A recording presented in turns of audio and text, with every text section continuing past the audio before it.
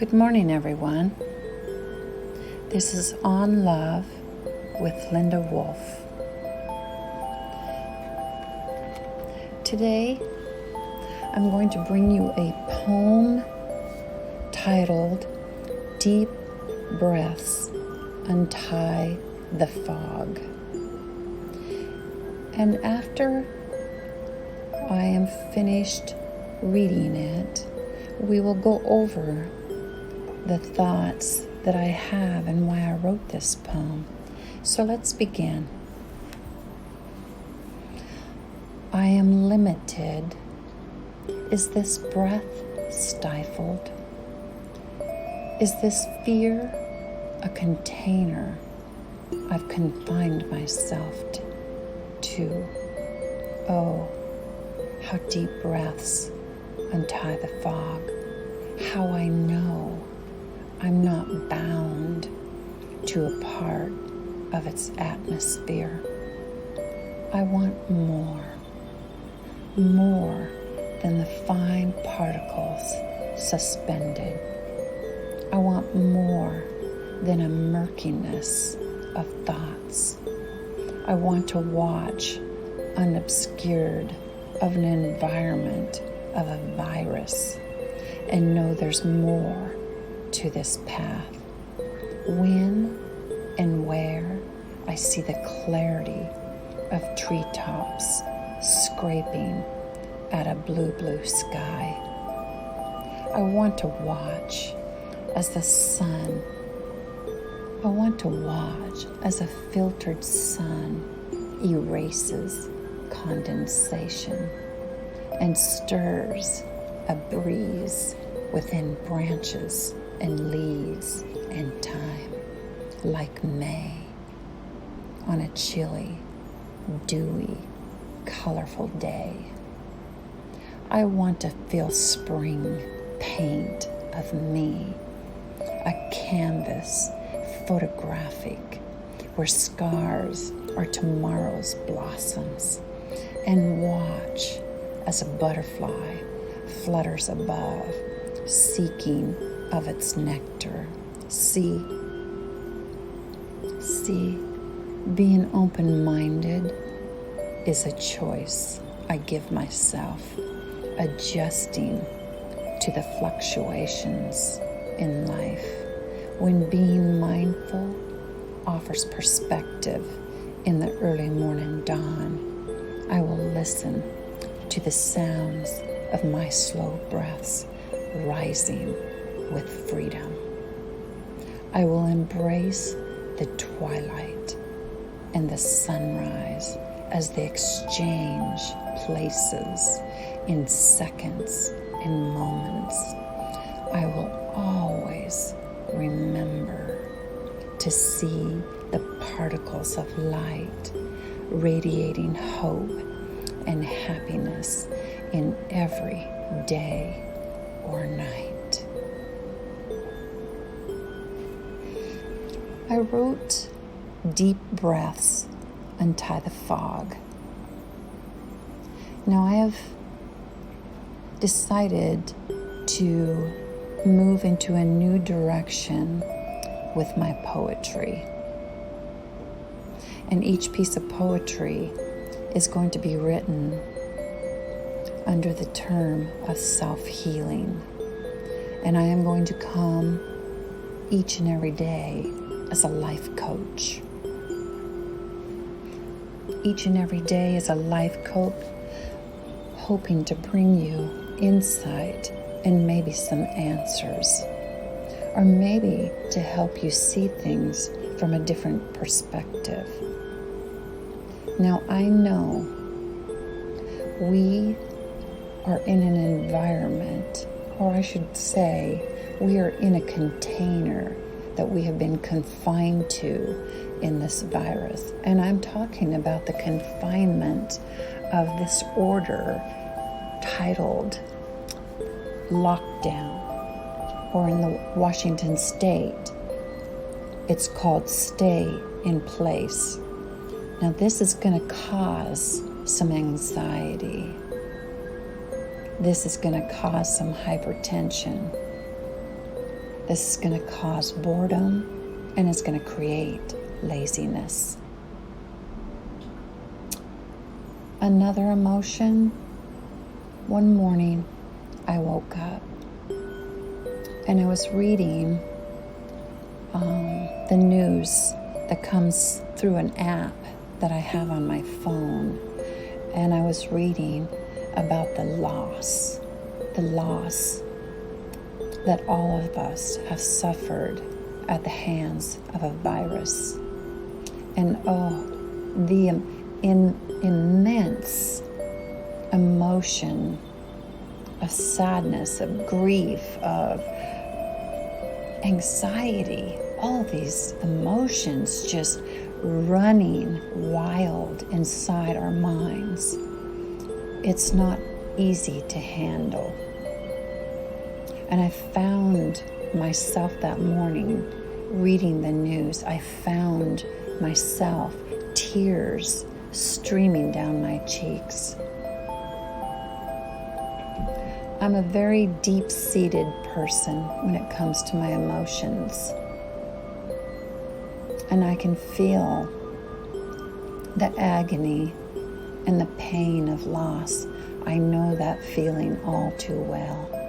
After losing these past 4.5 years of my life, and already have lost about 15 family members, my dad, my late husband, friends, I just felt consumed. And I can see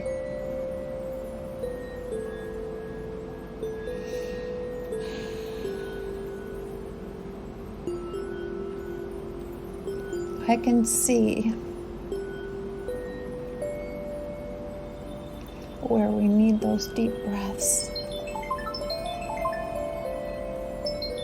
where we need to untie the fog, where we need to step back and say, I can't allow myself to be consumed by these emotions. You're allowed to feel it. We all have that right. But we cannot allow it to consume us. Because if we do, then we create this stress inside our body. It goes right from our minds and right to our spirit. And then our heartbeat starts racing. We feel the effect of the virus and the depth, that container that it has put us in. We must learn to take deep breaths. We must allow ourselves to step back, to adapt in small baby steps. I know it's hard. And some of you are saying, well, you haven't lost your job. Yes, I have lost my job. I know what that feels like, to be scared and not know when that next paycheck is going to come, how you're going to keep that rent paid or make your house payment. I completely understand. I have lived every one of those steps, every one of those challenges, and I know the grief and the anxiety that it can place upon you. But I ask something of you. I ask you to sit back. I ask you to be easy on yourself, okay? I know you're restless. You want things to get back where they are. But please, just sit back and listen. Listen to your breath. Slow them down. Because this virus, I do not want for it to take you because you have become consumed with it and you never got the virus. I've had a friend that allowed himself to be consumed with this container that we're in, that the virus has put us all in. It almost cost him his life. I asked of him, I said, please take it easy. There's a way we can get away from this. Keep that TV off. Listen to 5 minutes of it, then shut it off. Don't allow yourself to absorb the mentality of the virus. Don't allow yourself to read too much of what's online, because some of it is not all truth. Some of it is based by fear. I'm going to read this last part again. I want you to listen to the sounds of your slow breaths. Allow them to rise with freedom. I want you to embrace the twilight and sunrise as they exchange places in seconds or moments. I want you to always remember to look around you, see the particles of light that radiate through hope and happiness in each and every day. Take the small pieces, the laughter that comes from your children, your grandchildren, the smiles. Take the small pieces when you see the sun rise in the morning. Allow yourself to go there. Watch as that sun moves up through the trees and reveals itself. This is you. This is me. And we are not going to become prisoners of this virus.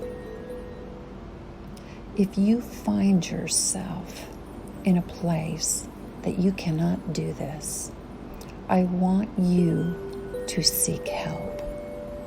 There are many hotlines and tip lines online.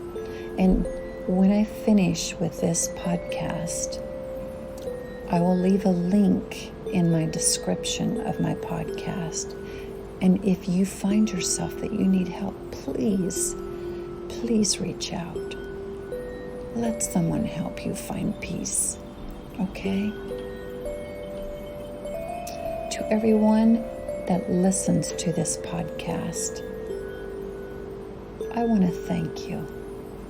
You guys are a blessing to me. You are the ones who inspire me, because I know in all the experiences of all the challenges, the loss, the death, the sadness, the anxiety, I've experienced it too. Maybe not in the same sense as you do, but when you get so deep that you can't get out of that darkness, please reach out. Do not allow the hardship that we're going through right now, don't allow it to take you to. I have a book, a poetry book that I have just published at the end of January. I titled it Self-Healing Poetry and Quotes for Ordinary People Like Us. You can find it on Amazon. You can find me on Amazon under Linda J. Wolff. You can find all of my poetry books there. My poetry books are about life and about experiencing that life, but not allowing it to decay at your mind, body, and soul. I would suggest that you go to Amazon and go pick that book up. It's very helpful. Many other people that have purchased it, they have said that it has helped them through the day. It has helped them through some challenging times. It gave them insight and answers. I want to thank each and every one of you, and I want to tell you to have a beautiful and blessed day, and try to make the best of what's going on in your environment. We need to take it one day at a time, one breath at a time. I love all of you and your support. And this is Linda signing out.